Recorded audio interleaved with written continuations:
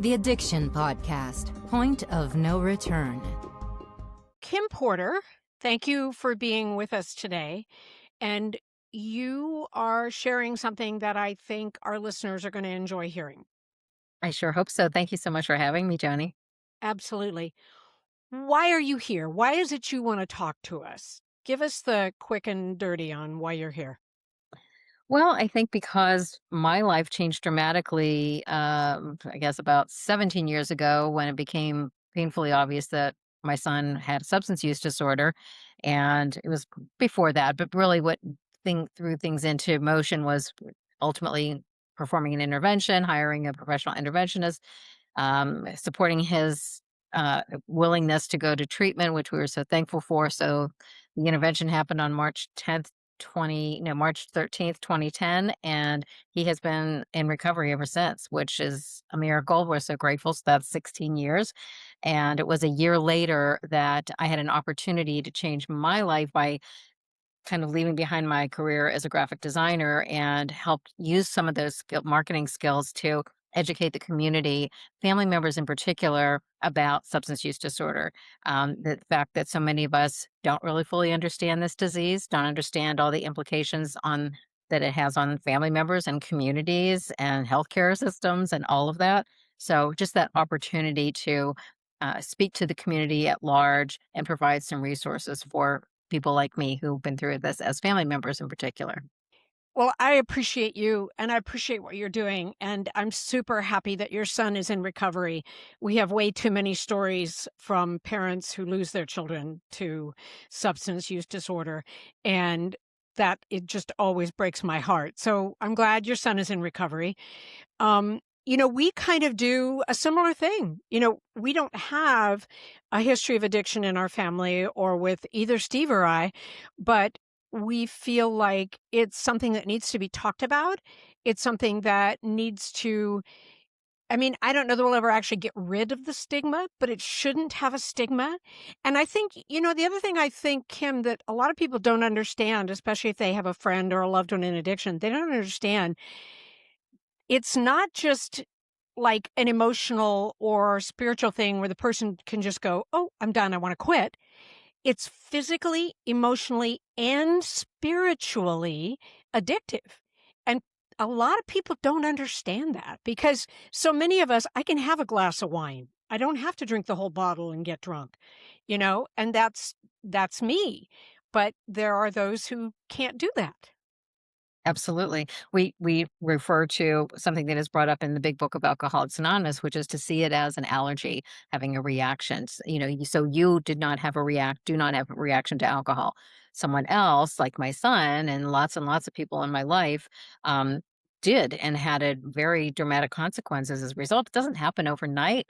Most often it takes years, especially when we're talking about alcohol. That progression, it takes such a long time because of its ubiquitous nature and glorification and validation and everything that our culture Acceptance. Everybody accepts does. alcohol. Everybody can do Absolutely. it. Yep. Absolutely. Yep. So that can take years to really play out as an addiction, whereas something like an opioid can happen a lot more quickly, and mortality, unfortunately, comes into play a lot more quickly. But they are all kind of playing on the same dopamine hits and all of those things that can really lead us down to some very scary places. I like that. I like calling it an allergy. I've never heard that before, but the way I always refer to it is like playing Russian roulette when kids try some of these drugs and or anybody tries some of these drugs and they don't know how it affects them, And so you would never take a pistol, put a bullet in it, and spin the cartridge and decide to put it against your head. You would never do that.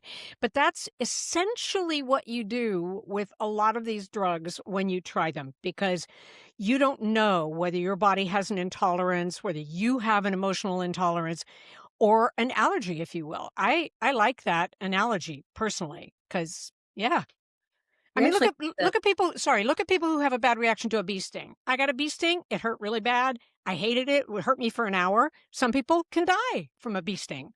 right, right. Sorry, We I cut you actually off. use that analogy in some of our, and I'm kind of buried the lead when I first introduced myself. What started 15 years ago was the nonprofit Be a Part of the Conversation, which is where we do all these community events. One of those is in the prevention lane where we're talking to parents of very young kids, like elementary age kids. And often they'll come to that and say, like, well, why do I need to know about this now? They're only, 8, 10, 12 years old. But when you mentioned like in the allergy analogy, we'll say the way to talk to a child about this, if there is a family history, because of course genetics plays a huge role in our risk factors. So if there is a family member who is very clearly struggling with, for example, alcohol use, we can say to our child, Aunt Lisa has an allergy that, like you understand how children in your class have peanut allergies and can't bring the cookies in, they have nuts in them. Well, Aunt Lisa, she just wants more. Even if it's not good for her, she wants more. We're related to Aunt Lisa. So we have to be really careful around alcohol and other things like that. So there are so many ways we can talk to even a young child to help them understand this without, you also mentioned stigma, without berating Aunt Lisa or the kid down the street that you just learned got arrested and all of that, just to say, like, this is something people struggle with. We want to be really careful around these substances, not to be a prohibitionist because that will drive them away. Right. Want to keep open conversation, but to invite conversation around it and say, like, tell me what you're curious about. Yep, agreed. Or just being dogmatic. For so long, it was like, just say no. Just drugs are bad. Just say no.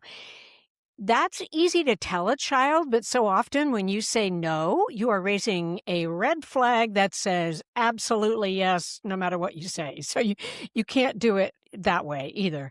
I really like that analogy a lot because the truth of the matter is nobody knows how these drugs are going to affect them until they try them. And often it's too late once they do that because the physical, mental, and spiritual craving and addiction sets in and they're off and running. And if you tell them it's bad and they do try it and it feels great, you are now invalid as a, Yeah, as an you lied. yeah, right, exactly.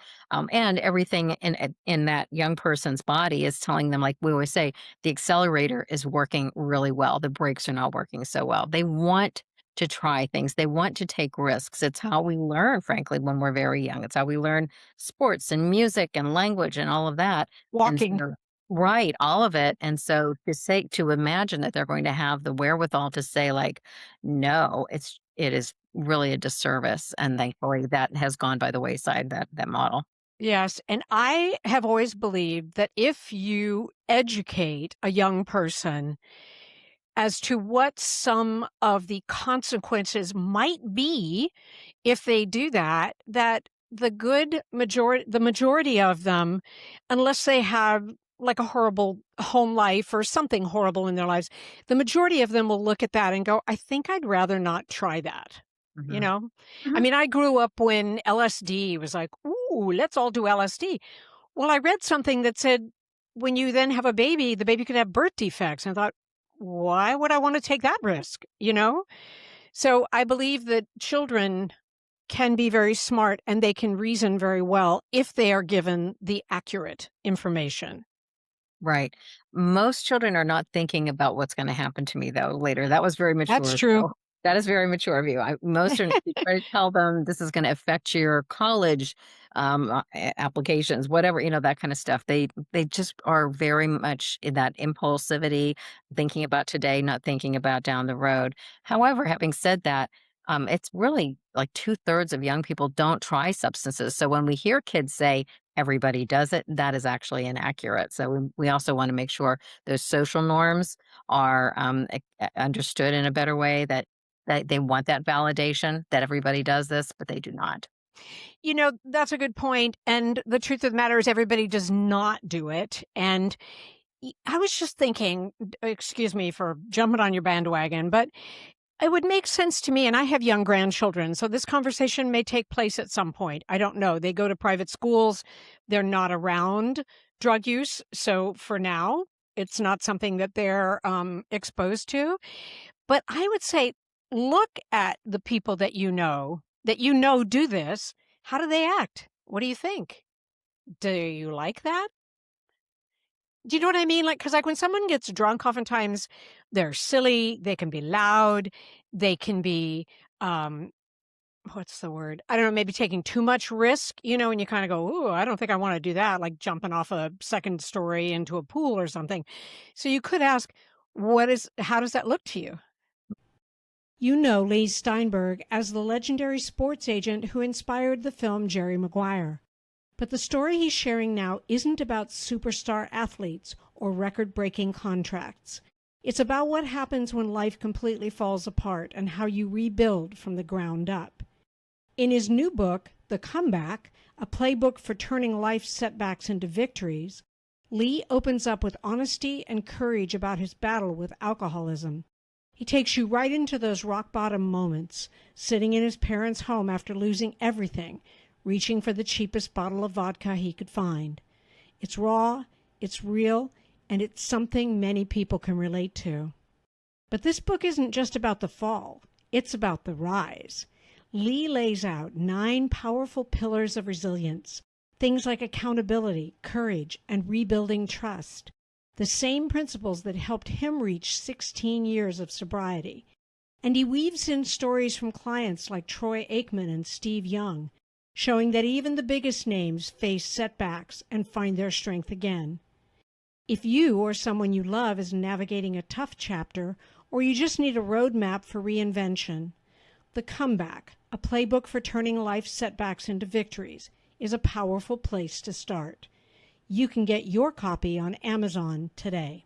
And what's also interesting about that, though, is so many people who are using a substance at any age, you may not see the use very clearly because, for example, like with my son, I would say the biggest reason he was drawn to substances when he was 13, which is the first time he got high, he had some social anxiety. He wanted to fit in. He wanted to feel that social lubricant, right? And so when you're using a sub, and his dad and I did not pick up on it for quite some time because it was helping him to feel better. You know, he felt Mm. more connected. It wasn't until things really escalated and progressed and now the consequences started, now it's becoming really clear. So we don't always see it. And I often like to share this because so many parents beat ourselves up when we say, like, how did I miss this? And I remember there was a young woman on one of our panels years ago when heroin was at its peak. Heroin is actually pretty much non-existent almost these days. Fentanyl has replaced it and a lot of other things in the drug supply. But this young woman was addicted to heroin. She was in recovery and serving on our panel. And somebody in the audience asked her, and she was very young. Someone said, "How did your parents miss this?" And her mother was in the audience and was like in tears after talking to me about this. Like, I feel like such a failure. I was always there. I'm like, of course you were. But she was, it worked until it didn't work anymore. You know, it was working for her. There was some pain, and you hear this from people in recovery all the time. I had this hole in my soul. I felt like this thing came along and filled that, or it was the warm friend I always wanted, whatever. So it's working until it doesn't work. And people in recovery often say, it wasn't my problem, it was my solution. So Exactly. we don't see the behaviors right away. Mm. They're probably going to come later if this continues. It rarely self-corrects, but Yep. it does progress, and, so I just wanted to make that note that it can fly under the radar for quite a while. And that's true. And parents do definitely beat themselves up, and you can't be with your child 24/7. You're not gonna go with them to their parties. They would kill you if you did. That's not acceptable. So you can't see what kind of pressure they're under and how they react to it. I agree with that. Right. Yep. Absolutely. Yeah. So tell me about be a part of the conversation and what you guys do and how it works and yeah. Oh, I'd love to. This just really filled a need where it became very clear very quickly that people needed to talk about this. It's something that is, you mentioned stigma, it is absolutely still happening. We're working hard. We have one of our programs is called Challenging Stigma. But just by self disclosing, and thankfully, my son, my entire family is very supportive of our family being transparent about this. But just by doing that, I mean, I truly could not get through like a grocery store without somebody stopping me and saying like, "Can I talk to you about that intervention? How did that work? How did you find the treatment center? How did you know who to trust? How did you know, how did you get support?" And so there it started off with just the need to educate. And again, we were founded. We started this initiative in 2011, and that was right when the prescribed opioids were ramping up into illicit opioids, and overdose deaths were skyrocketing, and they're still way too high. They're coming down, but they're way too high. But there was a desperate need, a hunger for information about this. And so we would bring in treatment experts, authors, experts, clinicians, people with lived experience to speak to the public. And from the beginning, we had a tremendous turnout, and people were really, really looking for that information. And that continues to this day, 15 years later. What we've added are some supportive services, including we have 21 parent partnership meetings every week. Parent partnership are led by peers like me who have lived experience. We're all volunteering in that role. And it's similar to an Al Anon or Nar-Anon, which are, I'm sure you know, 12-step programs for the family members. The reason we have recognized this tremendous need for parent partnership is while we endorse 12-step programs and say, yes, absolutely check them out, like Al Anon and Nar-Anon, we need to be with other parents specifically because if you're in an Al Anon meeting, you're going to be with a lot of spouses. That's just a different relationship. It has very different boundaries and challenges and consequences to it. And also, we need crosstalk and 12-step programs, that is their model, that there is no crosstalk and there's a place for that. We parents need to talk to each other in a conversational way. And so that's why it has grown tremendously. About half of those meetings are on Zoom. And so we've had people from all over the country join. The other half are in person in the kind of Southeast Pennsylvania, also New Jersey and Delaware. We have in person meetings. And then we also added about 4 years ago something called the Family Recovery Course, which is a 3-part course. And all of this is free to attend. Part one of that course is Addiction 101 to help these parents understand what happened to their child, this disease model. Part two is Family Foundations. What happened to my family? The siblings aren't talking to my qualifier. The other parent is not working. The two parents aren't working together. There's trauma. These parents, some of them have reversed an overdose with their own child using Narcan. I mean, how do you come back from that? How do you come back from looking for your child that's been missing and those sorts of things? And then part three gets into family recovery. Recovery meaning my recovery as a family member. How can I make sure that I'm sleeping at night, taking care of myself, if I've had trauma, I probably could use some therapy or some kind of support in that way, and also access to those resources. We have a tremendous network of clinicians and experts that we can guide people toward to get the very specific help that they need. So all of that has just grown tremendously, and we're just so grateful for that. That's not going away, but we're at least giving people a safe place to land.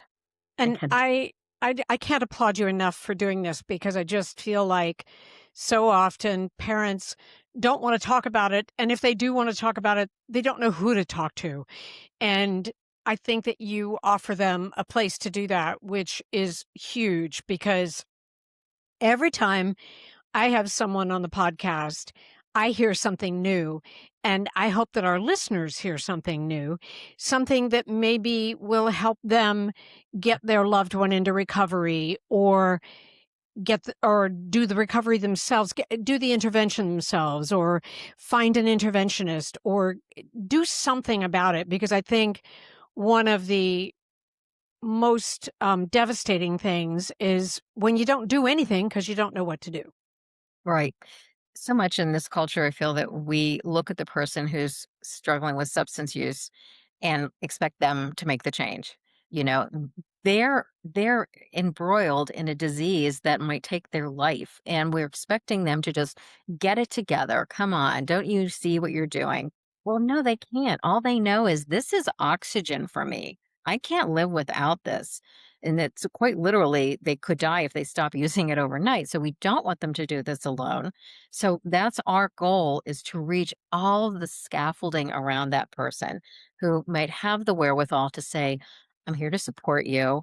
I'm not going to continue. If maybe it's been, I mean, we believe me, we work with families who their qualifier, meaning their loved one with a substance use disorder, is in their 40s. And this has been decades of begging and pleading and wringing our hands and running out of money and broken relationships and all of that. But to say, we're going to be healthy about this now. We're going to get you connected, and then I'm going to find my support and my recovery. But to know that, the employer, the educator, when we're talking about those young kids that are starting to struggle at early ages, the healthcare system that doesn't understand this blows my mind consistently. So to educate all of these folks to understand, not a bad person, maybe they made some bad choices early on. Who's going to really blame a 15-year-old kid for drinking a beer, being curious and experimenting with that? We encourage it, we applaud it when we laugh at it, whatever. And then as soon as it starts to get ugly, we're done with you. Right. And that breaks my heart. So we really want to have compassion and be a healthy support for our loved one. But really, again, that connection, the connection to one another and the connection to all the resources. There's a whole world. I'm sure you've learned this in this Oh, podcast, yes. a whole world of recovery out here and pathways of recovery. Yep. So let's introduce them to that and understand that we can't be the one to fix or do this or DIY it ourselves Yep. behind closed doors where nobody's going to see. Yep. It's too great a challenge. Yep. I agree. So, how do people find your group? We have a website that has lots and lots of information, which is conversation.zone, ZONE. That's the whole website, conversation.zone. You'll find all the information about upcoming community programs, our parent partnership meetings, that family recovery course, and just ways to connect with us. We hope that people recognize the need for talking with others who've lived had this kind of lived experience. So the website is the best way to reach us. Great. Do you do social media as well? Absolutely. We're on Facebook, LinkedIn, YouTube. I should mention too, we have a YouTube channel with more than 200 recordings on it. So you can Nice. find a lot of those. And we do about 40 or 50 community programs every year. Many of them are on Zoom. So we record them and post them on our YouTube channel. We're also on Instagram. I think I mentioned them all: Facebook, Instagram, LinkedIn, YouTube. And it's all conversation zone. Is that how they find you? Convo Zone is our Con- handle. Convo zone. Okay. But conversation.zone is our website. And we have all Understood. the social links at the top of that page. Understood. Kim, thank you so much for talking to us today. As I said before, I'm super happy that your son is in recovery, and I really appreciate you for everything that you are doing to help with this whole pandemic that continues in our society. Well, thank you for what you're doing, Joni, and bringing this to a lot more people's attention. We really appreciate you. You're welcome. Thank you.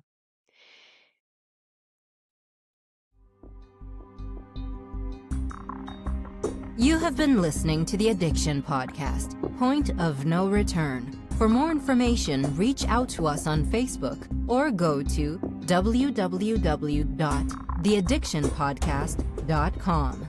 Our email is theaddictionpodcast@yahoo.com.